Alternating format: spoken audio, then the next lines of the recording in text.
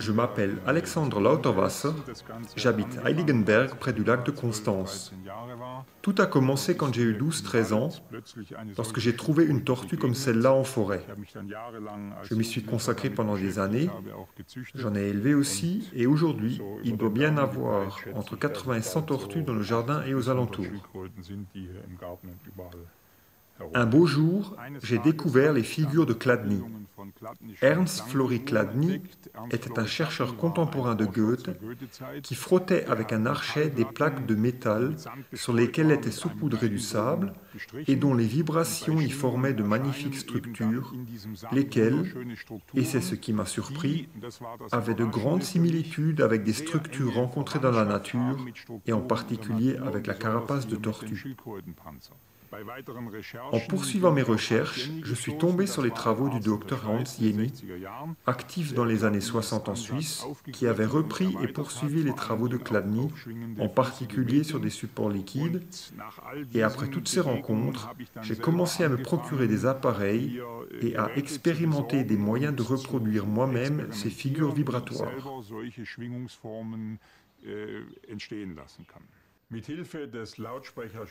Avec l'aide du spécialiste en haut-parleurs, M. Lua, j'ai pu réaliser un générateur de vibrations et de fréquences capable de les transmettre directement à une plaque. Cette plaque d'acier ou de laiton ultra fine est accouplée directement à ce transformateur de son. Elle doit être parfaitement horizontale, ce qui peut être réglé avec un niveau à bulles, et lorsque tout est prêt, on la saupoudre uniformément de sable tamisé très fin. Ici du sable de Heiligenberg, c'est celui qui marche le mieux.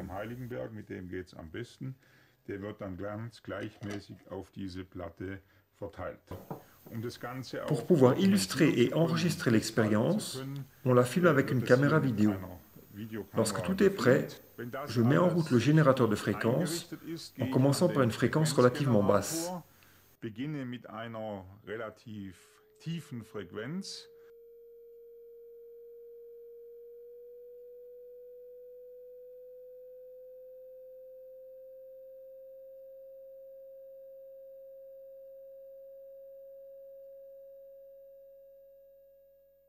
Die Chladnischen Klangfiguren führen uns Folgendes vor Augen. Wo wir schwarze Flächen sehen, ist die Vibration. Les figures sonores de Chladni nous montrent les choses suivantes.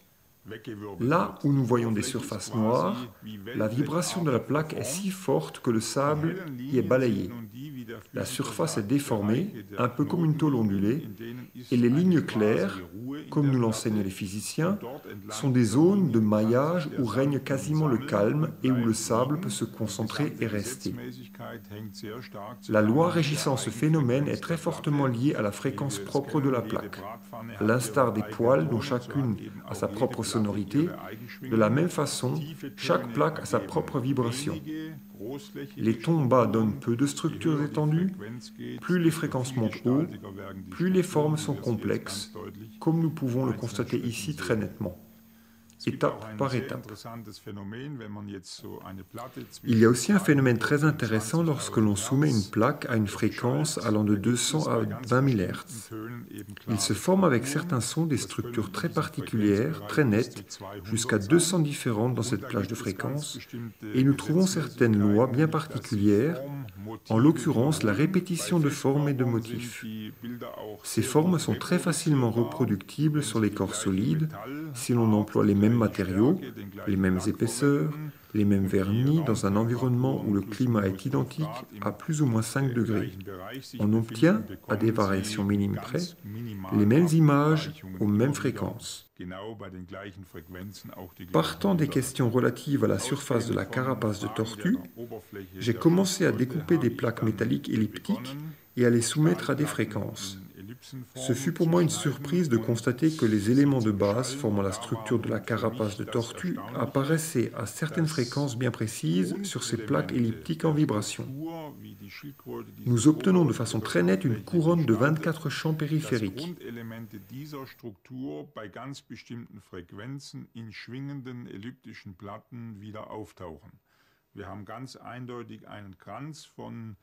Nous avons une articulation intérieure très marquée, ainsi qu'une structure correspondant à la colonne vertébrale de la tortue. Mais ce qui fut surprenant pour moi, ce fut l'exacte ressemblance avec les formes de base de la nature, telles qu'elles apparaissent ici sous forme de vibration.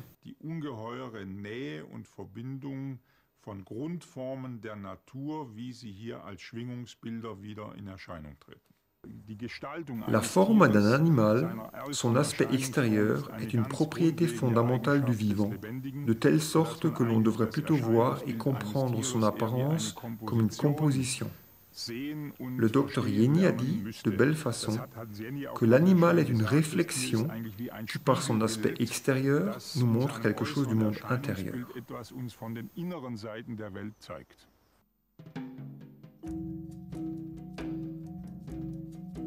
Après une étude intensive des figures sonores de Chladni, je suis passé à celle de l'eau, le plus universel des résonateurs que nous connaissons, dans sa capacité à réagir aux sons, vibrations, différentes fréquences et même à la musique.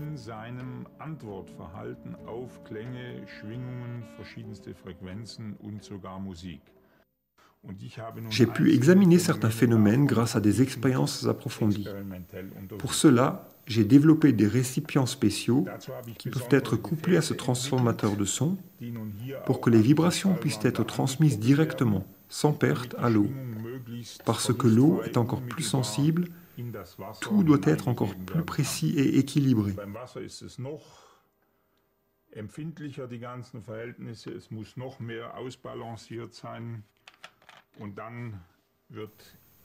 On remplit la coupelle d'eau distillée.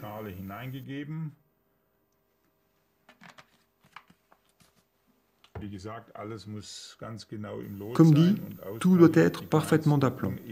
La moindre inégalité conduit à une répartition irrégulière de l'eau, ce qui perturbe aussitôt la clarté des images.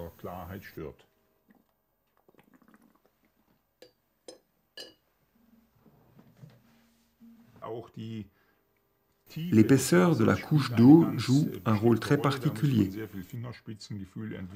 On doit développer beaucoup de doigté pour déterminer quelle est l'épaisseur d'eau optimale selon le type d'expérience que l'on veut faire.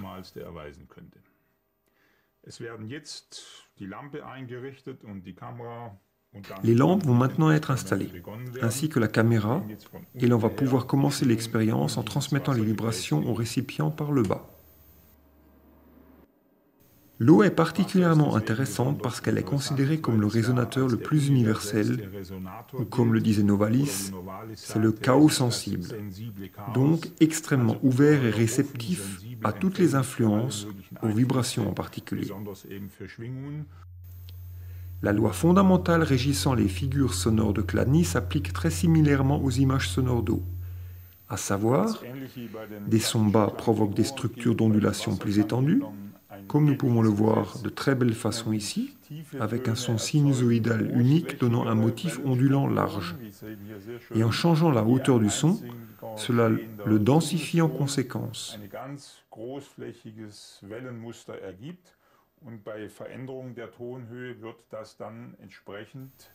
Cela fait partie d'un principe tout à fait fondamental de l'eau, qu'à un endroit de l'espace, différents mouvements et impulsions puissent se superposer et s'interpénétrer. De cette façon, il est possible que ces structures et schémas très complexes puissent se former. Nous voyons ici une autre fréquence et une image très complexe. Si l'on observe ce que donne une seule et unique note, D'une part, quelle dynamique émane de cette vibration, et d'autre part, quelle variété de principes, de formes apparaissent dans l'eau. Grâce à toutes ces images, on peut très bien se rendre compte du principe de fonctionnement de l'onde statique. Le physicien l'appelle justement ainsi parce que, bien que tout le système soit en vibration et se meuve continuellement, l'ordonnancement de la structure dans l'espace présente une image visuellement stable.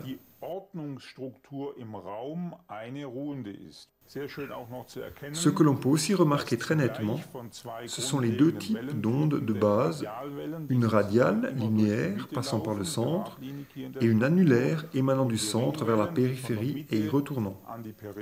Toutes ces figures, ces images sonores se forment à partir d'une superposition de ces structures radiales et annulaires. Dans tous ces phénomènes apparaissent des schémas vibratoires dont la parenté avec des schémas et des structures trouvées dans la nature surprend et ne finit pas d'étonner.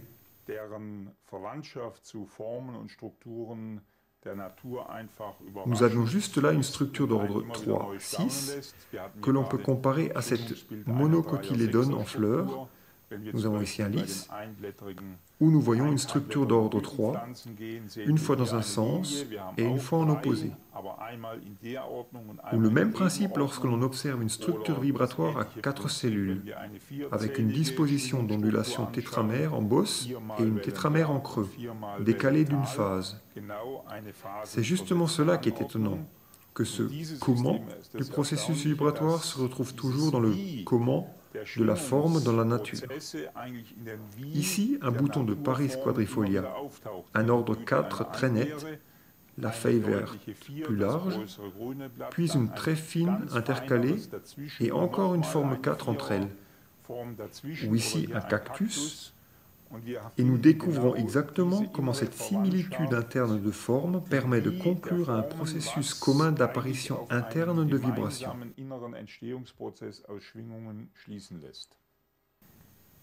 Ici, un exemple d'image de vibration à structure pentamère.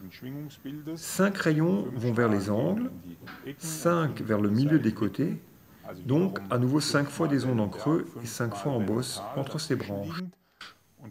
C'est exactement comme avec cette Hoya carnosa, avec à l'extérieur cette grande fourrure en 5 et celle à l'intérieur qui est une ordonnance exactement décalée d'une phase. Ici, un ordre de nombre élevé, comme avec une rosette ou bien dans l'art, les vitraux des églises, la rosace, bien connue des spécialistes, apparaît ici en image vibratoire d'une onde statique. Et dans la nature, justement cet exemple de tige de graines de salsifis des prés, qui est en fait très clairement une image modèle de la nature.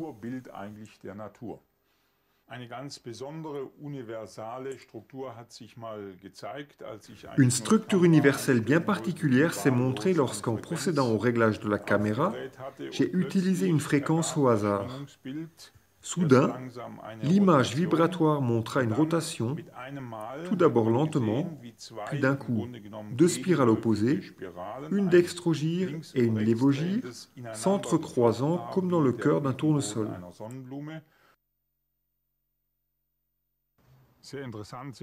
Très intéressants sont les derniers résultats de la recherche sur les biophotons qui nous montrent des processus extrêmement captivants dans la photosynthèse.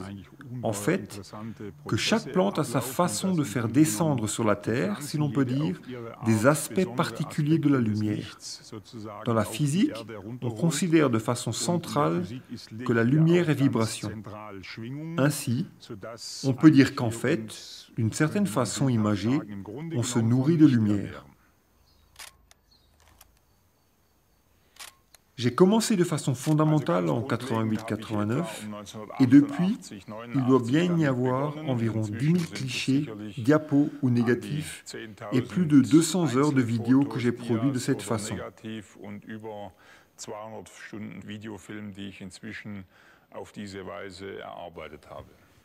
Après tous ces films, ces phénomènes, j'ai également voulu savoir comment la musique pénètre l'eau et j'ai voulu observer ces formes de mouvement dans des structures sonores complexes.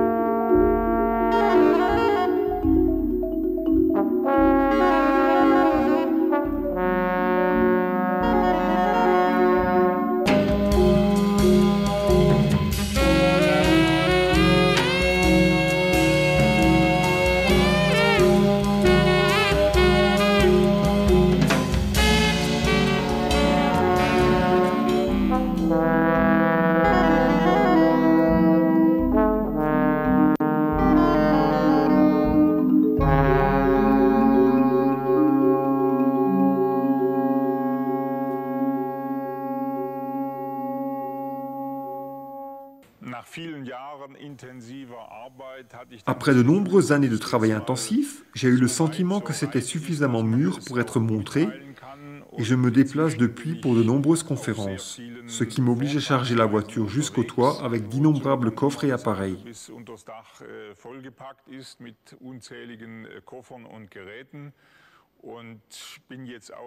Cela fait la 3e année que je participe au symposium de l'eau de Lucerne, où à chaque fois, il a été possible de présenter le thème de l'eau de belle et impressionnante façon aux gens.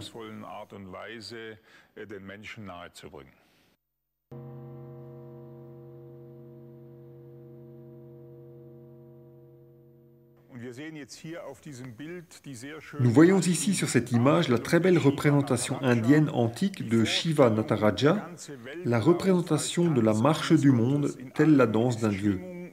La vibration est dans tout, tout est rythme, tout est musique. Nous voyons bien ici en haut et à droite, il tient un petit tambour. Le mythe dit que ce sont les vibrations de ce tambour qui ont déclenché les premières vagues sur l'océan primordial, l'Océanos, jusque-là absolument calme. C'est pourquoi on pourrait dire que l'onde est le phénomène originel par excellence de tous les phénomènes vibratoires et de création.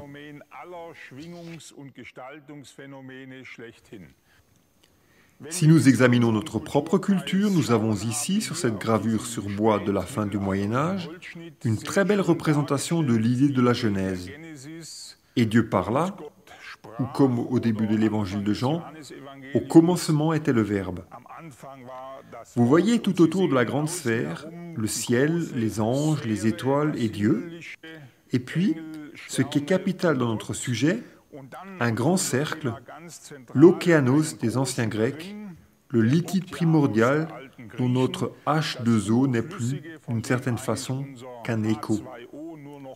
Ce fluide représente exactement cette dimension, ce champ de force qui fait le lien entre ce spirituel originel, ce cosmique périphérique et le processus de formation, de matérialisation du monde, qui ici se densifie, s'accomplit au centre, comme nous pouvons aisément le constater. Par exemple, les processus qui apparaissent lorsque l'on met une goutte d'eau isolée en oscillation. Prenons donc une goutte d'eau, telle qu'on la trouve sur un pétale ou bien une goutte de rosée, et vous voyez, avec les premières formes de mouvement, un mouvement très simple de montée et de descente. Goethe aurait parlé de phénomène premier, le plus simple est le premier phénomène de formation se manifestant par un bombage et un affaissement. Le bord reste encore parfaitement rond, mais nous avons déjà un processus polaire. Vous voyez qu'il s'est formé au centre, dans le liquide, une petite bulle d'air qui nous montre à nouveau que la substance de l'eau, à l'intérieur, décrit un mouvement d'écoulement et de circulation complètement différent du mouvement plastique à l'extérieur. Si nous augmentons maintenant légèrement la quantité d'eau, disons 2, 3, 4 gouttes, ainsi que la fréquence, il se passe alors soudain, selon une loi générale comme chez Chladni, que les structures deviennent multicellulaires. Nous n'avons pas seulement 3, 4 dômes, mais 5, 10 et plus, et nous avons des articulations intérieures.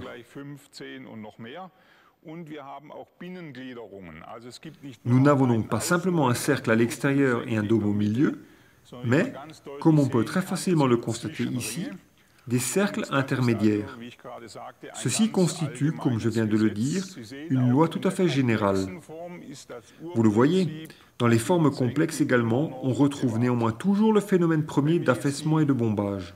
Si nous coupons le son, nous retrouvons la goutte telle qu'au début, parfaitement ronde. L'eau est ici quelque peu épaissie avec de la glycérine et nous constatons très nettement qu'il se forme au centre une structure quasi-cristalline. Donc, si on réduit la fluidité de l'eau, si on l'épaissit, le processus de formation bascule immédiatement vers le cristallin. Ceci est un processus vraiment prépondérant. La manière dont l'eau est liquide dans notre monde a quelque chose à voir avec la forme des êtres vivants, leur corps, leurs organes, qu'il s'agisse de plantes, d'animaux ou de l'homme.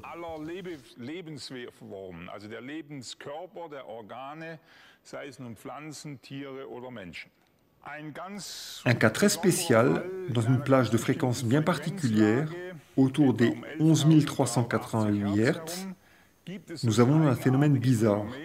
La plaque vibre en elle-même. Elle flotte de façon spéciale, ce qui donne des petites zones sur l'ensemble de la plaque où le sable ne se rassemble pas au calme, le long des lignes, mais où il commence à tourner, à virevolter.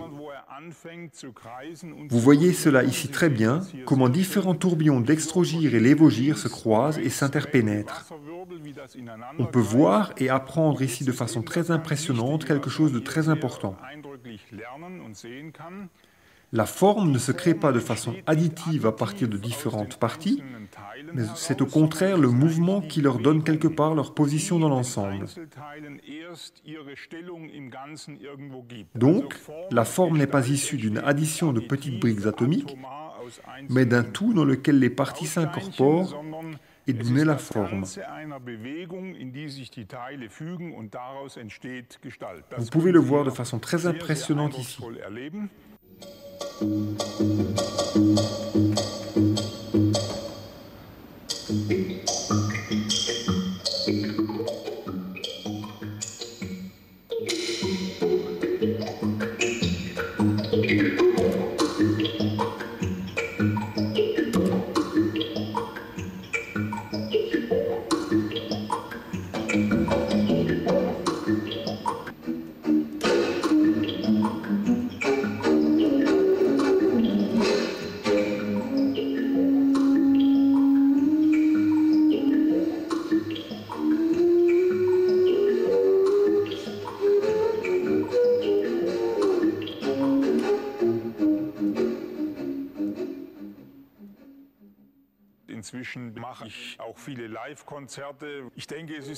Depuis, je fais aussi beaucoup de concerts en public.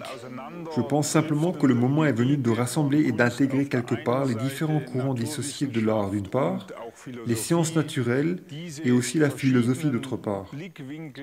Ces différentes façons de vouloir comprendre le monde, que l'un des côtés, l'une des directions, l'un des arts puisse aider l'autre à une compréhension plus profonde.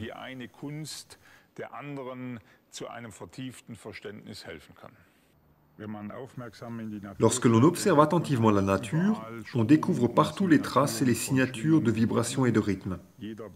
Chaque bord de feuille a son propre code, son propre rythme. Dans sa dentelure, on peut le voir sur le pissenlit et dans beaucoup d'autres cas. Un autre exemple est donné par les sutures osseuses de notre crâne, ici sur une tête de mouton.